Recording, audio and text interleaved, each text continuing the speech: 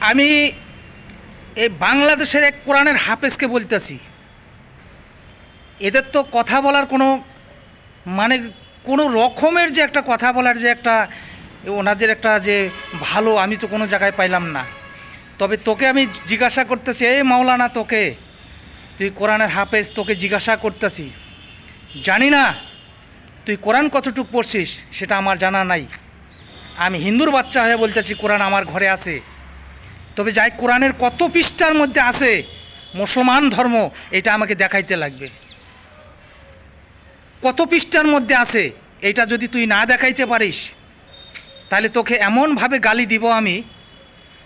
আর মুদি মুদি মুদি তোদের বাপ, তোদের যদি শিক্ষা করতে পারে একমাত্র মুদি করবে। 1971 সালে যদি আমাদের ভারত থেকে যদি সৈনিক না যাইতো, তোদের মা বাপকে পাকিস্তানে নিয়ে যাওয়া কী যে বানাইতো সেটা তো বুঝতেই পারিস। তা জঙ্গি শয়তান, জঙ্গি সন্তান হচ্ছিস তুই, জঙ্গির মানে পাকিস্তানের পুষ্পপুত্র হলো তুই। হ্যাঁ, তুই মাওলানা হয়ে গেছিস, মাওলানা। হ্যাঁ, আর মুদি, মুদি কি? মুদি চোর। আরে মুদির খাচ্ছিস বাংলাদেশ, বাংলাদেশ ইনুস কাজ, তোরা কার খাচ্ছিস? ইনুস যে আছে আমাদের ভারতের খাচ্ছিস। ভারত থেকে যদি কিছু না যাইতো তোদের তোদের ভোক্কা মরা লাগতো রে, মরা লাগতো।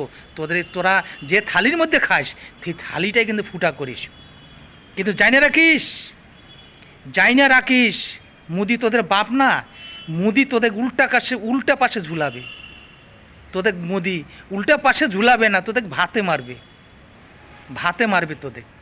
আরে তুই মাওলানা, তুই বলে মাওলানা, কোরআনের কোন জায়গার মধ্যে আছে ইসলাম ধর্ম আমাকে বলতে লাগবে। আর যদি না বলতে পারিস তো ইসলাম ধর্ম ছাইড়া দে বেঠা, শুয়োরের বাচ্চা কোথাকার।